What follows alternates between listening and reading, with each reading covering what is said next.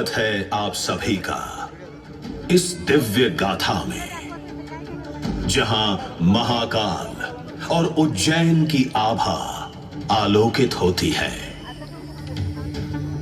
आपसे विनम्र अनुरोध है कि कृपया अपने मोबाइल फोन्स को साइलेंट मोड में डालें या स्विच ऑफ कर दें, ताकि आप इस प्रस्तुति का संपूर्ण आनंद बिना किसी व्यवधान के उठा सकें। इस शो के प्रस्तुतकर्ता हैं उज्जैन स्मार्ट सिटी लिमिटेड। निष्पादक हैं मध्य प्रदेश पर्यटन। तो प्रस्तुत है महाकाल की शक्ति, उज्जैन की भक्ति।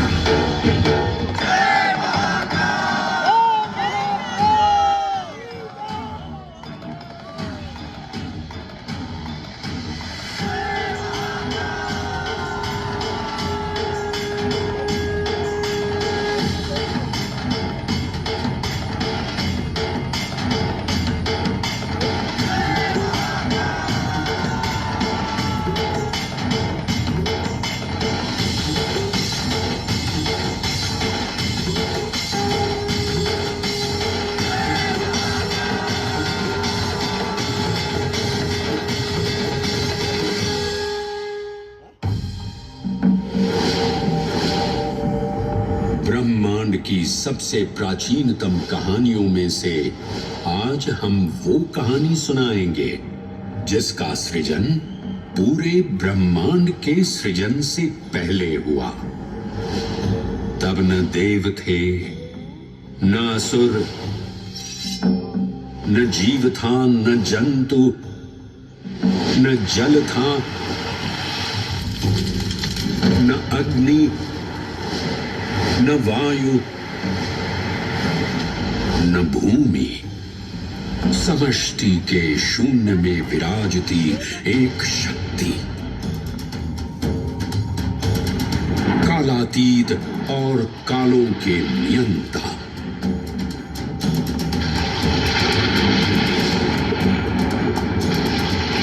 विधाता भी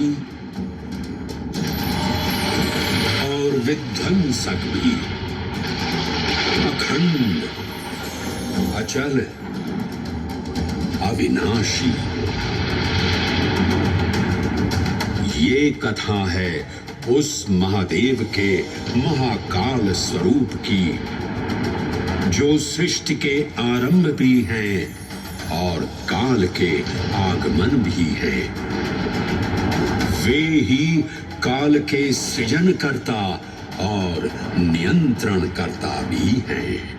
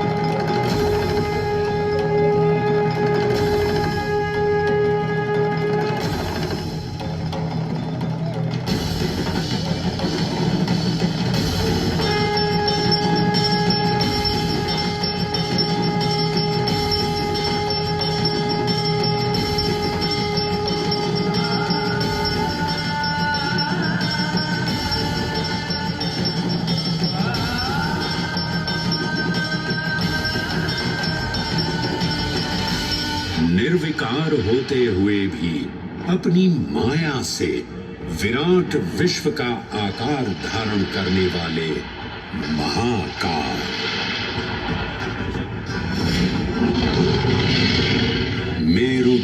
को धनुष और भगवान विष्णु को बाण बना दैत्यों के 3 पुरों का नाश करने वाले महाकाल। वो महाकाल जो तीनों लोकों में विद्यमान सभी शिवलिंगों में प्रधान है।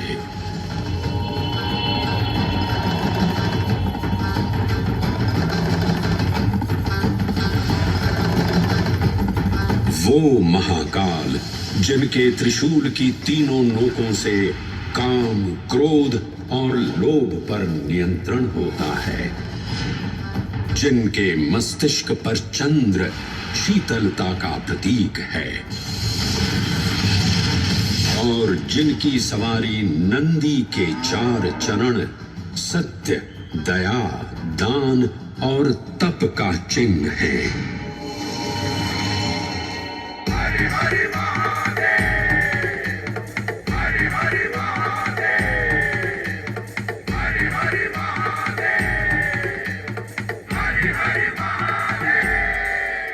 न पुण्यं न पापं न सौख्यं न दुःखं न मन्त्रो न तीर्थं न वेदा न यज्ञः अहं भोजनं नैव भोज्यं न भोक्ता चिदानन्दरूपः शिवोऽहं शिवोऽहम्।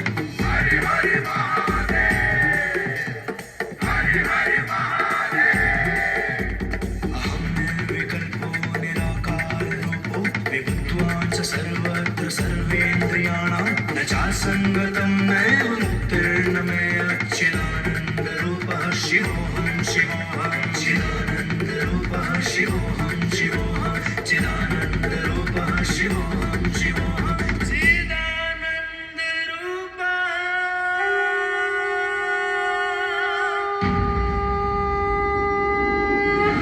वराह पुराण में कहा गया है, नाभिदेशे महाकालस्तन्नाम्ना तत्र वै हरः, अर्थात नाभिदेश उज्जैन में स्थित भगवान महाकालेश्वर तीनों लोकों में पूजनीय हैं। आकाशे तारकां लिंगम पाताले हाटकेश्वरम मृत्युलोके महाकालम सर्वलिंगम नमोस्तुते। आकाश में तारक लिंग के रूप में, पाताल में हाटकेश्वर के रूप में और मृत्युलोक में महाकाल के रूप में स्थित भगवान शिव को प्रणाम। समस्त लिंग स्वरूपों में विद्यमान भगवान शिव को सादर नमस्कार। नाभिदेश उज्जैन का अटूट बंधन है महाकाल के साथ, जो महाकाल स्तोत्र में उल्लिखित है। उज्जयिन्यां महाकालम महाकालेश्वरम हरम महाकालम महायोगिनम नमामि पार्वती पतिम। तो चलिए मैं आपको कथा सुनाता हूं इसी महान उज्जैन नगर की। उज्जैन, जिसे संस्कृत साहित्य में अवंतिका, विशाला, कुशस्थली, पद्मावती, कनक श्रृंगा, स्वर्ण श्रृंगा, प्रतिकल्पा, कुमुदवती और अमरावती के नाम से पुकारा गया। उज्जैन, जो मनुष्य को मोक्ष प्रदान करने वाली 7 नगरियों में से एक है। उज्जैन, जहां 84 महादेव का आशीर्वाद प्राप्त है। उज्जैन, जिस पर सदा ही कृपा रहती है महाकाल की। यहां सतत क्षिप्रा नदी की निर्मल धारा बहती है। डमरू के नाद से जीवन को ऊर्जा मिलती है। घंटियों की झंकार मन को आनंदित करती है और यहाँ का आकाश शिव आशीष स्वरूप है। श्मशान ऊषर क्षेत्र पीठम तु मनमेव च पंचकैत्र न लभ्यते महाकाल पुरद्दते। अर्थात यहाँ पर श्मशान, ऊषर यानी अनुपजाऊ भूमि, क्षेत्र अर्थात पवित्र भूमि, पीठ यानी शक्ति स्थान और मन अर्थात आध्यात्मिक शांति का स्थल पांचों एक ही स्थान पर उपलब्ध हैं। ये संयोग महाकाल की नगरी उज्जैन की महिमा को और गरिमामय बना देता है। उज्जैन के इस अलौकिक स्वरूप से प्रभावित हो महाकवि कालिदास अपने काव्य मेघदूत में लिखते हैं, हे जलधर, यदि महाकाल के मंदिर में समय से पहले तुम पहुंच जाओ तो तब तक वहां ठहर जाना जब तक सूर्य आंख से ओझल न हो जाए। शिव की संध्याकालीन आरती के समय नगाड़े जैसी मधुर ध्वनि करते हुए तुम्हें अपने धीर गंभीर गर्जनों का पूरा फल प्राप्त होगा। ये संध्या आरती जिसे कालिदास ने सराहा है अत्यंत महत्वपूर्ण है, क्योंकि ये वो प्रहर है जब सभी देवी देवता गंधर्व यहाँ उपस्थित होते हैं।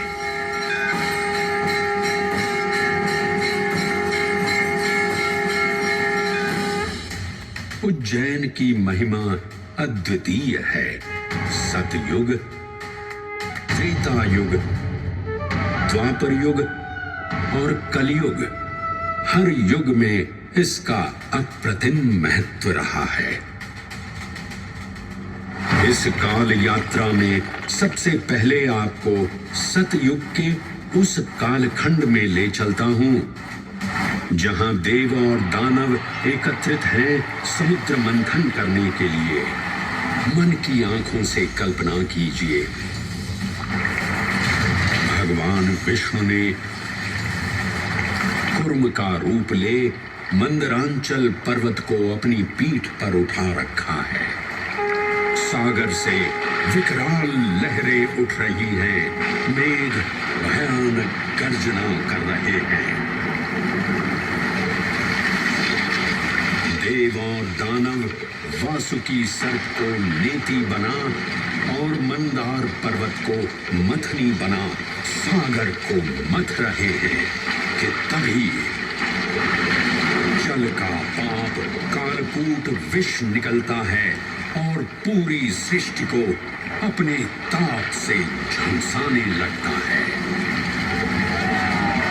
इस भयावह स्थिति ने देवताओं और असुरों के बीच हाहाकार मचा दिया। ये कैसा अनर्थ है? लक्ष्य था अमृतत्व का, पर अब मृत्यु की विकराल छवि हमारी आंखों के समक्ष मंडरा रही है। इस भयंकर संकट से केवल वही उद्धारकर्ता मुक्ति दिला सकते हैं जो समस्त विश्व के परम संरक्षक हैं।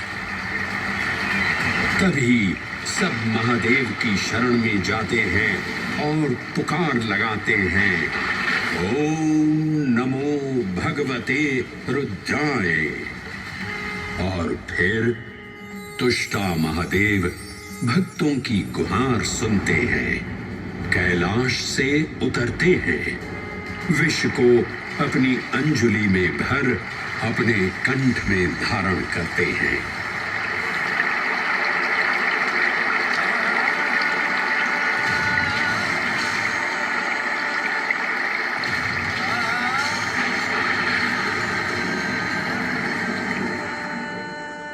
अंततो गत्वा सागर मंथन से अमृत कलश प्रकट होता है। जैसे ही अमृत प्रकट हुआ, दानवों ने इसे केवल अपने आधिपत्य में लेने की आकांक्षा प्रकट की और संघर्ष छिड़ गया।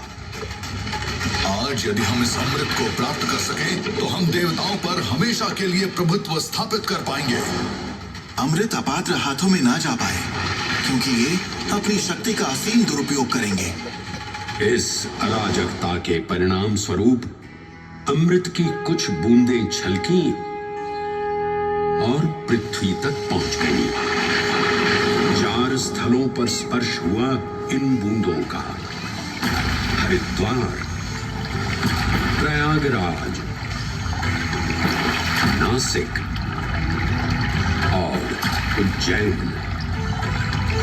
अमृत की इन्हीं बूंदों के कारण उज्जैन में हर 12 वर्ष पर कुंभ सिंहस्थ मेले का आयोजन होता है।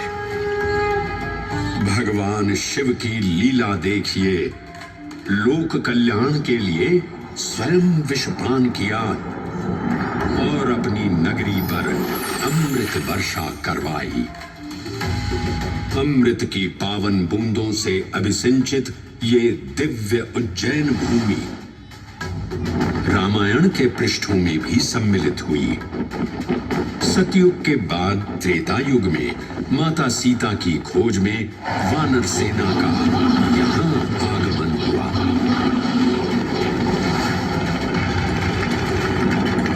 समय की इस यात्रा के माध्यम से अब प्रवेश करते हैं वाल्मीकि रामायण के किष्किंधा कांड में।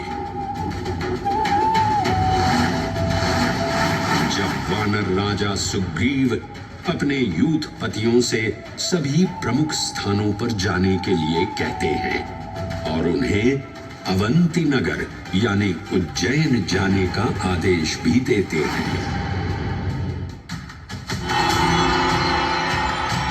मेखला, उत्कल के क्षेत्र, दशर्न के नगर, आब्रवंती, अवंती और विदर्भ के राज्य, साथ ही माहिष्का के आकर्षक राज्य में भी पूरी तरह से खोजना होगा। एक युग भगवान विष्णु के राम अवतार से संपृक्त और अगला युग उन्हीं के एक और दिव्य अवतार से समरस होना, ये अद्वितीय संगम केवल उज्जैन में ही संभव था। परंतु एक क्षण ठहरिए और ध्यान से सुनिए। ये हैं महाकाल के 1008 दिव्य नाम। हाँ, मैंने काल चक्र को परिवर्तित कर दिया है और अब द्वापर युग का शुभारंभ हो चुका है। विस्मय पूर्ण हो जाएंगे ये जानकर कि महाकाल के इन नामों को स्वयं भगवान श्री कृष्ण ने रचकर पिरोया था। महाकाल सहस्र नामावली की ये अद्भुत रचना उस समय की है जब योगेश्वर कृष्ण, उनके मित्र सुदामा और शेषावतार बलराम ने अवंती नगरी में स्थित सांदीपनी ऋषि के आश्रम में वेद, वेदांत दर्शन और शस्त्र विद्या की शिक्षा ग्रहण की थी। कहते हैं कि भगवान श्री कृष्ण को अवंती ने ऐसा मंत्र मुग्ध कर दिया कि यहाँ 64 दिनों तक रुककर उन्होंने 64 विद्याएं और 14 कलाओं का ज्ञान लिया। उज्जैन का संबंध महाभारत से भी जुड़ा हुआ है। इस महान महाकाव्य के वन पर्व में उल्लेख किया गया है कि महाकालेश्वर मंदिर में स्थित कोटि तीर्थ जल का स्पर्श मात्र करने से अश्वमेध यज्ञ के समान फल प्राप्त होता था। और फिर परिवर्तन की इस अनवरत धारा ने एक नई कहानी लिखी। उज्जैन में उदय हुआ मौर्य वंश का। सम्राट बिंदुसार ने अपने पुत्र अशोक को उज्जैन का राज्यपाल बनाया और समय के साथ अशोक के शासनकाल में धर्म का विस्तार हुआ। मौर्य वंश के पश्चात विभिन्न राजवंशों, सम्राटों और नरेशों ने उज्जैन की सेवा की। उनमें से प्रमुख मालवा गण, और फिर गुप्त वंश ने यहाँ राज कर इसके वैभव में वृद्धि की। उज्जैन ने अपने भव्य तेज से जहां महात्माओं और शासकों को आकर्षित किया, वहीं इस नगर पर आतताइयों की दृष्टि भी पड़ी।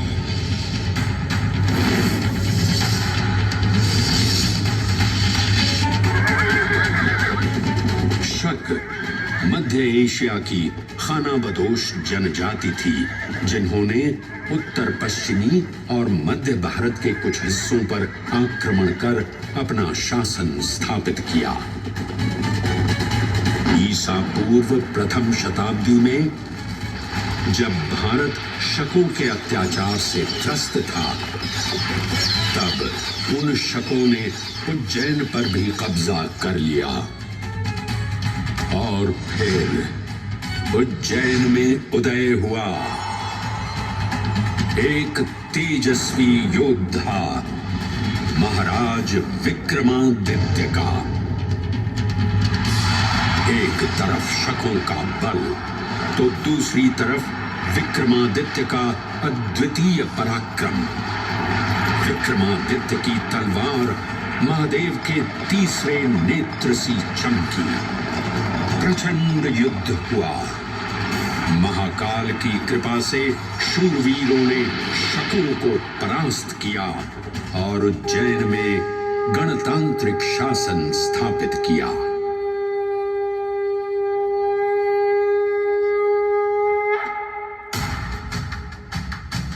इन्हीं महाबली विक्रमादित्य की राज्यसभा महाकाल मंदिर में ही प्रतिष्ठापित थी। आज भी इस मंदिर की घंटियों में विक्रमादित्य की वीरता और शौर्य की प्रतिध्वनि गुंजायमान होती है।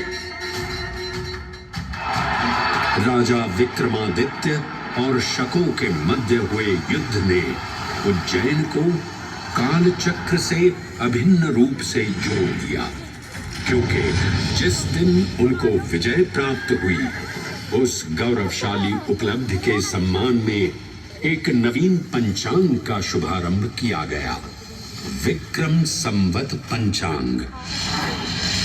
आज भी कई हिंदू पर्व और धार्मिक अनुष्ठान विक्रम संवत पर आधारित हैं।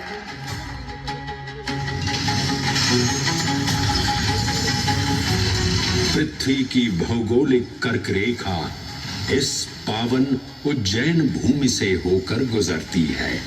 लगभग 300 वर्ष पूर्व उज्जैन विश्व समय का प्रमुख संदर्भ बिंदु था।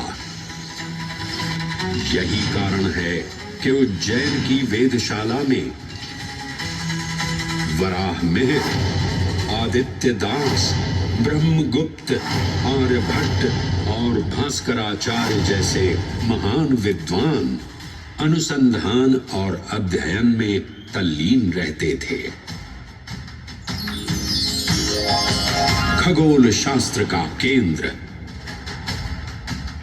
महाकालेश्वर का आवास, जगत गुरु कृष्ण की नगरी, विक्रमादित्य का राज। जयति जय उज्जैनी, वैभवशालिनी नगरी उज्जैन।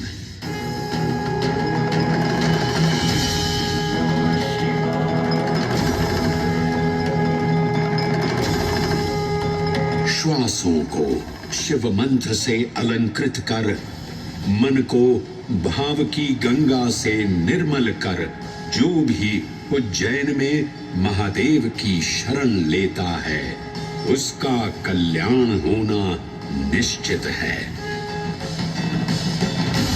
आज सुनी सबने गाथा महाकाल की, दर्शन जिनके दुर्लभ हैं, नमन करे जिन्हें काल भी, चरण में जिनके है बसा। ये समस्त संसार कभी नहीं देखा होगा धरती पर ऐसा चमत्कार।